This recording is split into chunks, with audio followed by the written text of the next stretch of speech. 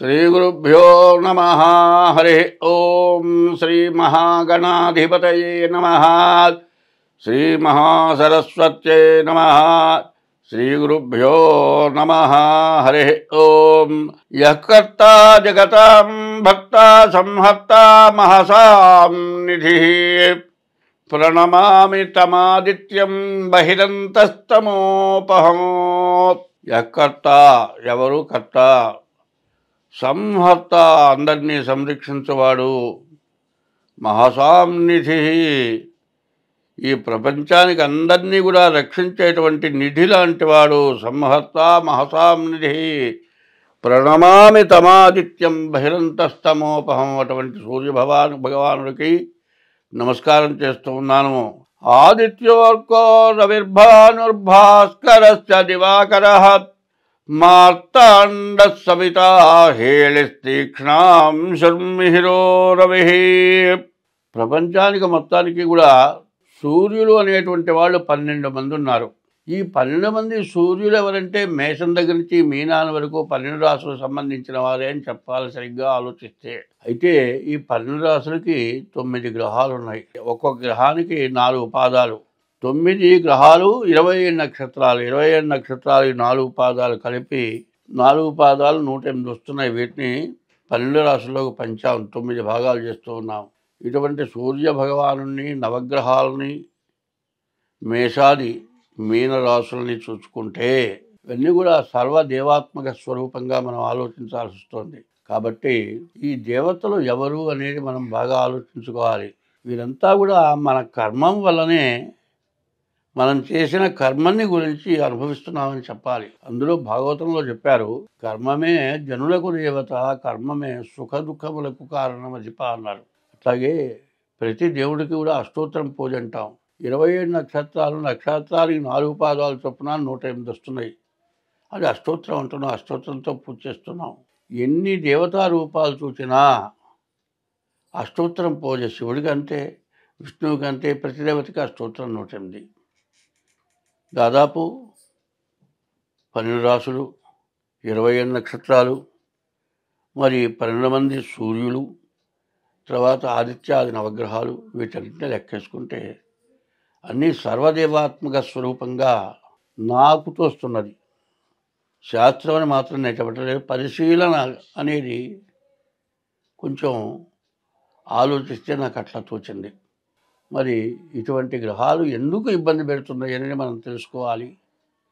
మనం చేసుకున్న కర్మ వల్ల ఇట్లాంటి సమస్యలు వస్తున్నాయి, రకరకాల బాధలు వస్తున్నాయి, గ్రహ దోషాలు వస్తున్నాయి, శాంతులు చేసుకోవాల్సి వస్తుంది. అందుకే పోతన గారి భాగవతంలో కర్మమున పుట్టు జంతువు కర్మమునను వృద్ధి పొందు, కర్మమున చెడున్ కర్మమే జనులకు దేవత, కర్మమే సుఖ దుఃఖములకు కారణమధిప అన్నారు. అదేకాదు ఇంకో చోట మృతియును జీవనంబు ఇవి మేదిని లోపల జీవకోటికను సతతము సంభవించు సహజంబిది చోర హుతాశ సర్ప సంహతులను దప్పి ఆకటను పంచద నొందడి అట్టి జీవుడు వెతలను పూర్వజన్మ భవవేదనలను చూకుండు ఎప్పుడున్నారు. ఇవన్నీ కూడా భాగవతం మన తెలుగుదేశంలో బమ్మెరలో పుట్టినటువంటి మహాకవి పోతన గారు చెప్పిన పద్యాలు 2 ఇవి. మరి దీన్ని బట్టి ఆలోచిస్తే దేవతలే గ్రహాలు, గ్రహాలే దేవతలు, సూర్యచంద్రులే భగవత్ స్వరూపం. అందువల్ల అన్ని మతాల వాళ్ళు కూడా సూర్య చంద్రుల్ని చూసి పండగ చేయటం వల్ల, మరి నా దేవుడు వేరు నీ దేవుడు వేరు అనుకునే వాళ్ళు కూడా సూర్య చంద్రులను చూసి పండగ చేయటం వల్ల మరి సూర్య చంద్రులే దేవతలు అనేది మనకు బాగా అర్థమవుతున్నది. నాకు అర్థమవుతున్న విధానం కూడా అది. కాబట్టి మనకున్న కర్మలు పోవాలి అంటే మనం సత్కర్మలు చేయాలి, మంచి పనులు చేయాలి. దానివల్ల అన్ని దోషాలు పోతాయి అనేటువంటిది ధర్మం చెప్పినట్లుగా నాకు తోస్తున్నది. అందువల్ల ఇప్పుడు మనం 2025 మార్చి నెల మేషరాశి ఫలితాలు చెప్పుకుందాం. ఈ మేషరాశి ఎట్లా ఉన్నది అంటే, ఈ మేషరాశికి చాలా మంచి జరగబోతున్నది అని తోస్తున్నది. కారణం ఏంటంటే గురువు బాగున్నాడు, కుజుడు బాగున్నాడు, కేతువు బాగున్నాడు, రవి బాగున్నాడు, శని బాగున్నాడు. ఇన్ని గ్రహాలు కూడా చాలా మంచి స్థానాల్లో ఉన్నాయి.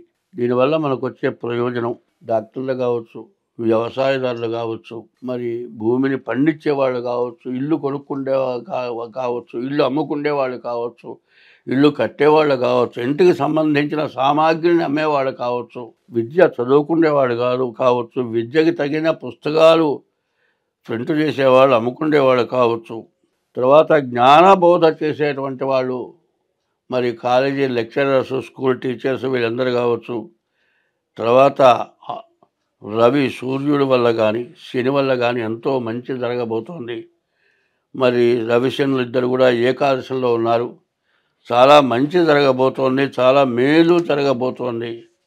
కాబట్టి మేషరాశికి ఎదురంటూ లేదు. చాలా మంచి జరిగేటువంటి లక్షణాలు ఈ మార్చి నెల మరి 31 నుంచి 30 వరకు కూడా చాలా మంచి రోజులు కనపడుతూ ఉన్నాయి. కాబట్టి ఈ రాశి వాళ్ళు, ఇది గోచారం చెబుతున్నాం. ఈ గోచారం ఎట్లా అంటే అశ్వని, భరణి, కృత్తిక మొదటి పాదం వరకు మేషరాశి. ఈ మేషరాశి ఫలితాలని మనం చెప్పుకుంటూ ఉన్నాం. అశ్వని నక్షత్రం 4 పాదాలు, భరణి నక్షత్రం 4 పాదాలు, కృత్తిక నక్షత్రం 1వ పాదం. అశ్వని చూచే చూల అశ్వని, భరణి లీలు లేలో భరణి, ఆ అనే అక్షరం మొదటి పాదం, మృగశిర, ఈ 9 పాదాలు కలిసి మేషరాశి.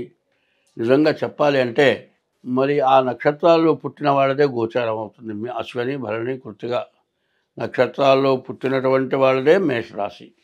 ఏదో వెంకయ్యో, సుబ్బయ్యో, పుల్లయ్యో పెడితే అది నా పేరు ఇదండి, నా రాశి ఇదండి అంటే అది నీ రాశి కాదు.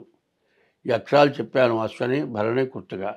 ఈ 3 నక్షత్రాలకు సంబంధించిన రాశి మేషరాశి. కాబట్టి ఇది బాగా అర్థం చేసుకోవాలి. ఇది కూడా రాశి ఫలం అంటే మరి 25 వంతులే జరుగుతుంది. మిగతా 75 వంతులు కూడా మరి జన్మ లగ్నాన్ని బట్టి జరుగుతుంది. ఇది గోచారం. పుట్టిన సంవత్సరంలో, నెలలో, తారీఖు రోజున పుట్టిన టైముని బట్టి చెప్పేది జన్మలగ్నం. ముందుగా జన్మలగ్నం చూసుకోవాలి. జన్మలగ్నం రీత్యా చూడాలి అంటే మీ డేట్ ఆఫ్ బర్త్ ద్వారా చూడాలి. అది లేని పక్షంలో హస్త సాముద్రిక ద్వారా చూడాలి. కాబట్టి మరి 25 అయితే 27 వరకు కూడా గ్రహస్థితులు, గ్రహగతులు బాగాలేవు. ఈ గ్రహగతులు బాగుండకపోవటాన అందరికీ కూడా సమస్యలు వచ్చేటువంటి లక్షణాలు బాగా కనపడుతూ ఉన్నాయి. అందువల్ల ప్రతి వాళ్ళు కూడా మీ డేట్ ఆఫ్ బర్త్ ద్వారా మీ జాతకం చూపించుకొని మరి మీ జాతక రీత్యా ఏముందో ఫలితాన్ని చూసుకొని దానికి తగినటువంటి శాంతి ఉపశమనాలు చేసుకోవడం చాలా మంచిది. స్వస్తి.